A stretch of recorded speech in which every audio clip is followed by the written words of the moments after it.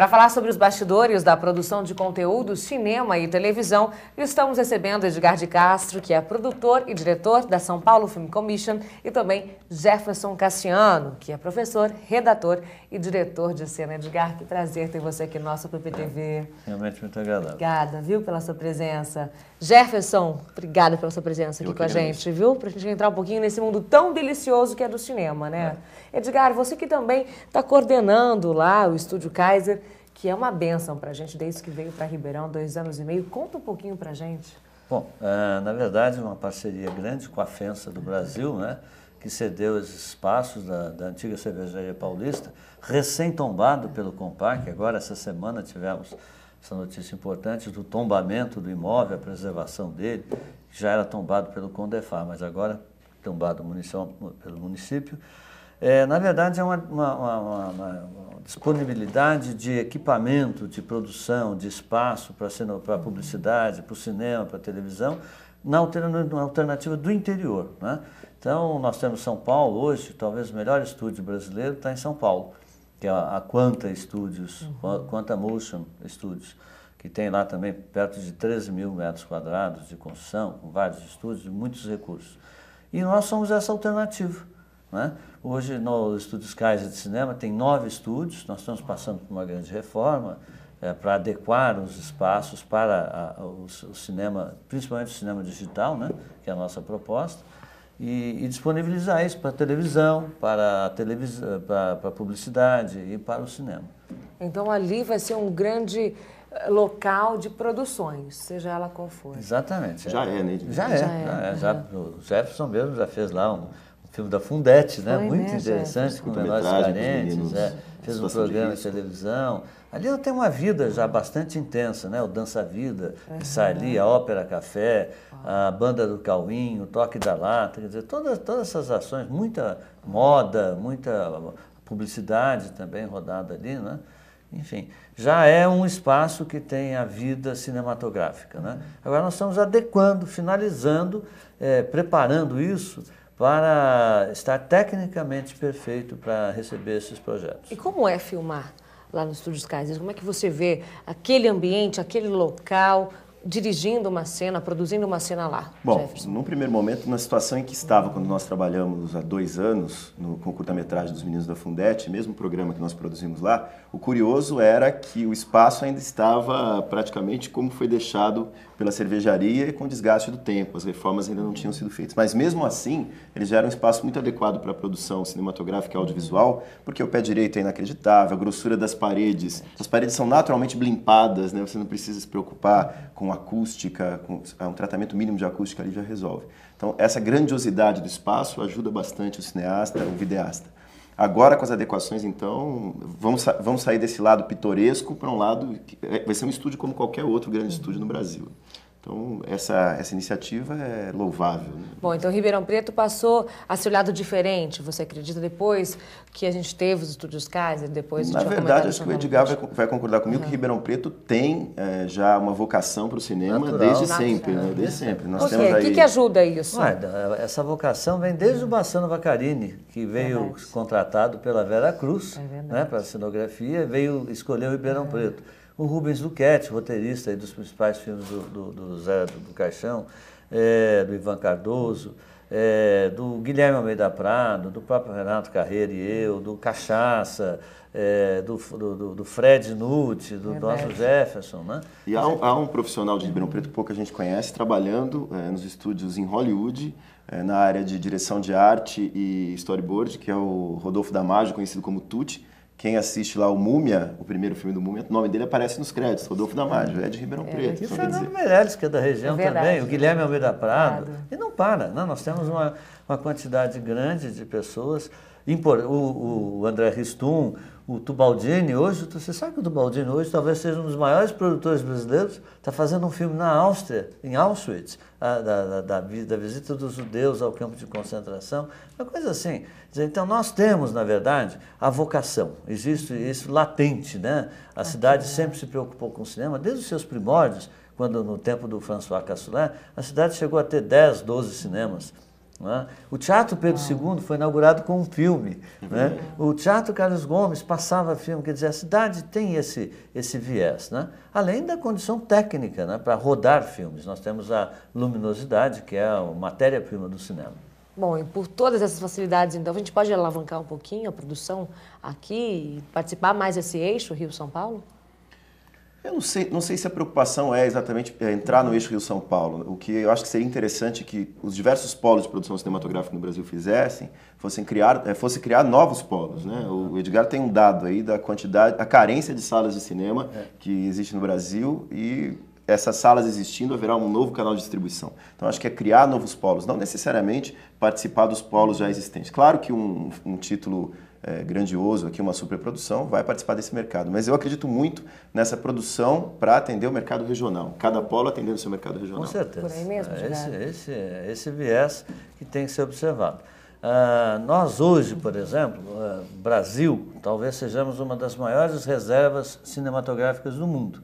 O que nós temos para contar, seja no filme épico, na Capa-Espada, da invasão dos holandeses, dos franceses, dos espanhóis, as missões, o nosso índio, né? Nós temos o nosso way of life, a nossa maneira de ser, essa nossa grande hospitalidade, né? Onde o judeu tem do lado do palestino a sua loja, na 25 de março.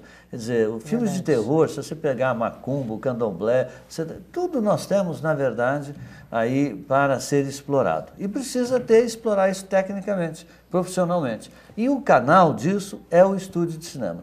Entendeu? Porque você é um lugar que, né, Jefferson, você acumula a experiência. E há uma questão importante nesse momento da história da evolução do cinema e da televisão no Brasil, que é no Brasil não, no mundo, né, que é uma convergência tecnológica. O cinema se aproximando da televisão e eu acredito que daqui a 10 anos nós não teremos mais assim uma distinção muito clara do que é produção para cinema e para televisão em termos técnicos. Isso, aliado à TV digital, que teoricamente, pelo menos por enquanto, é só uma expectativa, nós não temos nada de concreto ainda, mas vai exigir uma quantidade de programação muito maior do que se tem hoje. Para isso, obviamente, os polos de produção são fundamentais. Por isso, Ribeirão está à frente de muitas outras cidades que ainda não têm outras regiões que não têm essa condição de oferecer uma estrutura assim. Os casos estão preparados para isso, né? Sim, com certeza. Nosso preparo é para esse embate que vem aí. Porque nós estamos assistindo nesse momento, né, Jefferson, a grande transformação moderna do cinema, que é passando do cinema analógico para o cinema digital. Quando ele passa para o cinema digital, quer dizer, a tecnologia possibilita você produzir a um preço muito mais econômico, uma rapidez maior e tira das mãos de pessoas absolutamente especializadas. Né? Você vê uma câmera hoje, é uma coisa absolutamente administrável, né? Uma pessoa qualquer aí tem esse recurso. Então vai sobressair o talento, não é verdade? E a televisão, longe de pensar que é um concorrente do cinema, é o seu maior consumidor. A televisão é um consumidor voraz. 75% do tempo que ela está no ar, ela passa filme. Só que ela passa filmes estrangeiros. Então, esse é o grande problema que a gente precisa substituir. Né? Então, vamos falar um pouquinho das produções nacionais. Como é que você vê, já que a gente bateu aí alguns, né, prêmios nos festivais internacionais, como é que você vê a nossa produção nacional em geral? Olha, nós somos muito bons, né? Nós somos competentes, né, Jefferson? Tanto na publicidade, tanto na televisão, tanto no cinema. Tanto é que nós ganhamos os melhores prêmios em todas essas áreas. Né? Você vê no cinema, estamos aí em Cannes, sempre somos indicados para o Oscar, né? Temos gente aí espalhada no mundo inteiro. Na televisão, a nossa televisão é a melhor do mundo. Ela só não tem volume de recursos, de grandes investimentos, porque os americanos lá são mais fortes. Mas a nossa competência, as nossas novelas são excelentes, né? E a nossa publicidade, não preciso nem falar. Em relação ao cinema, a única coisa que eu acho que deveria mudar, que eu torço para que mude, é a dependência que o cineasta brasileiro e o videasta também agora tem dos recursos públicos. Né? Eu torço e trabalho com os meus alunos, inclusive, com a ideia de que cinema, roteiro, produção, se aprende fazendo. Então, com a ideia da convergência tecnológica, a acessibilidade dos equipamentos é tudo mais barato, mais fácil, o resultado é muito melhor do que era há 10 anos. Então, a sugestão que eu dou, vamos fazer cinema, vamos gravar, pegar a câmera, pegar um pouquinho do espírito do Glauber Rocha, que não tinha a estrutura que nós tínhamos hoje, mas pegava uma câmera na mão, uma ideia na cabeça e trabalhar, fazer isso para que a gente comece a depender menos de recursos públicos e menos desses polos de produção oficiais como a Globo Filmes, ter uma produção independente que é sempre fundamental para alavancar o cinema como entretenimento, como atração para todos os públicos. Eu acho que falta isso um pouco ainda no Brasil, criar uma independência em relação ao dinheiro do governo, em relação às grandes produtoras. Muito bom. E os projetos que foram produzidos e coproduzidos na São Paulo Film Commission? Sim. Conta pra gente. Bom, nós temos aí, nesse momento, né, o nosso projeto maior, que é o Onde Andará Dulce Veiga, do Guilherme Almeida Prado, com a Carolina Dickmann, com a Maite Proença, o Gilberto Leão. Filme esse que está sendo lançado agora no Rio de Janeiro, no país como um todo. E um filme muito bem acolhido pela crítica, e o Guilherme fez um trabalho muito bom, uma linguagem nova de cinema, e a gente já vê um trabalho que foi rodado parcialmente aqui em Ribeirão Preto, né? Que muita gente não sabe. É, né? Verdade, é. E temos aí dois projetos, viu, Jefferson, encomendados já para cá. O do Paulo Betti, a história do samba, né, que vem rodar aqui. O do André Ristum, o primeiro longa-metragem dele, que vai aí, O Homem que Deu Certo, também já deve rodar já no final do ano, né? Mas eu queria só completar a fala do Jefferson, o seguinte, que essa dependência do dinheiro público criou uma situação perversa, entendeu? Na verdade, na ânsia de fazer filmes, na busca de trabalho, o sujeito consegue o recurso, ou seja, do BNDES, ou seja, o produtor consegue esse dinheiro das instituições públicas, e, na verdade, ele tem o compromisso de fazer o filme, não tem o compromisso de fazer o filme dar certo, entendeu? Então tem uma quantidade enorme de filmes que são produzidos e nunca serão exibidos. Agora eu quero falar um pouquinho de filmes publicitários. Como é que você analisa hoje a criação, a produção de filmes publicitários? A gente pode fomentar isso também, usando os estúdios Kaiser, usando esse local nosso? Eu acredito que no futuro próximo, sim. O que eu vejo hoje na produção publicitária, no mercado publicitário de vídeo, produção audiovisual de Ribeirão Região, é que tecnicamente nós temos assim, nós estamos no que se chama estado da arte, né? Estado da arte. Estamos próximos de mercados como São Paulo no que diz respeito à produção digital. O que eu acho que ainda é complicado e na verdade, um resquício da característica do mercado ribeirão-pretano, incluindo clientes e essa agências relação, de propaganda, né? Essa relação de uma cidade que vem de uma origem agrícola, rural, agropecuária, e a agência de propaganda e a relação agência, propaganda e cliente ainda não é a relação ideal. Inclusive, vindo para cá, estava lendo uma revista que falava exatamente sobre isso, a reclamação de sempre, como crescer e aparecer. Então, por conta disso, eu acho que a questão criação ainda é um problema a ser resolvido. Nós tínhamos na década de 80 uma fase romântica, apaixonada, né, com o único recurso que se tinha era o chroma key, o fundo azul, o fundo verde, em que o trabalho de criação era mais interessante, mais gostoso de ver, mais fácil de se orgulhar também, do que o que a gente tem hoje. Hoje as soluções são mais fáceis, porque tecnicamente é fácil viabilizar qualquer coisa. Quando se senta numa ilha digital hoje, em um material nativo digital, as possibilidades que nós temos são infinitas. Então, tecnicamente, ótimo. Só que não adianta ter possibilidades infinitas se ali o começo da história, a adequação ao produto e a adequação criativa ao produto não estiver de acordo. Então, não adianta só um bom parque técnico. Isso nós temos. O que falta agora, acho que é adequar a relação cliente e agência, por parte dos clientes, aprovar projetos mais ousados, né, e que dão resultado, e por parte das agências, deixar as ideias de primeira gaveta, pegar as ideias de segunda e terceira. Obviamente que eu estou falando de maneira geral, há louváveis exceções aqui em Ribeirão Preto e região. E finalizando essas peças publicitárias, como é que você vê essa finalização? O mercado está bacana? Tem qualidade? O mercado, se ele não se adequar a isso, ele caminha para trás, concordo? Nós tem que vender, o mercado tem que vender. E essa visão moderna, essa visão mais atual da publicidade, se a gente... Fica claro, né? Porque você está acompanhando os comerciais do país, de um modo geral, e você vê o nosso. Então, tem que sair do varejão, né? E a gente entrar mesmo nos comerciais mais ousados. Essa criatividade está latente, ela existe aí. O nós precisamos agora dar meios a ela. Entendeu? Precisamos romper, criar essa cultura de ousar, essa cultura de fazer coisas mais elaboradas. E isso vai muito na relação que o Jefferson falou do cliente-agência.